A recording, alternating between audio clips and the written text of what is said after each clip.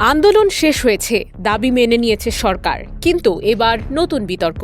আন্দোলনকারীদের বিরুদ্ধে হওয়া মামলাগুলো নিয়ে সরকারের সঙ্গে হওয়া সমঝোতা ভঙ্গের অভিযোগ তুলেছে ভারতের ককরোচ জনতা পার্টি বা সিজেপি।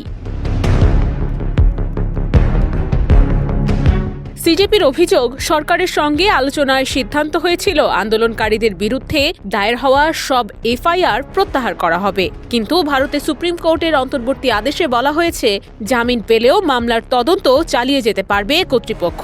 দলটির মুখপাত্র সৌরভ দাস বলেন, এটি সরকারের দেয়া প্রতিশ্রুতির সঙ্গে সাংঘর্ষিক। তিনি দাবি করেন, যেভাবে সমঝোতা হয়েছিল সে অনুযায়ী কোনো এফআইআর বহাল থাকার কথা ছিল না।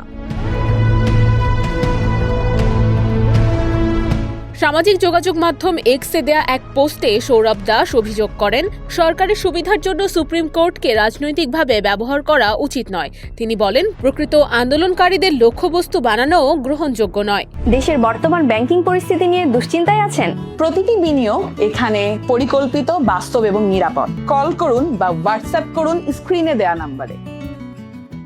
তবে তিনি এটাও বলেন, যদি কোনো সন্ত্রাসী আন্দোলনের আড়ালে থেকে থাকে তাহলে তাদের বিরুদ্ধে পুরনো মামলায় আইনগত ব্যবস্থা নেওয়া হোক, কিন্তু সাধারণ আন্দোলনকারীদের বিরুদ্ধে সব মামলা প্রত্যাহার করতে হবে। সিজেপির হুঁশিয়ারি, সরকারের প্রতিশ্রুতি বাস্তবায়ন না হলে দেশের যুব সমাজ তা মেনে নেবে না।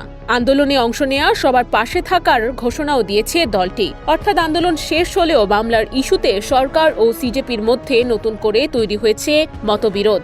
এখন নজর সরকার শেষ পর্যন্ত প্রতিশ্রুতি অনুযায়ী সব মামলা প্রত্যাহার করে কিনা সেদিকে। নুসরাত অনন্যা, ডেস্ক রিপোর্ট, এদিন।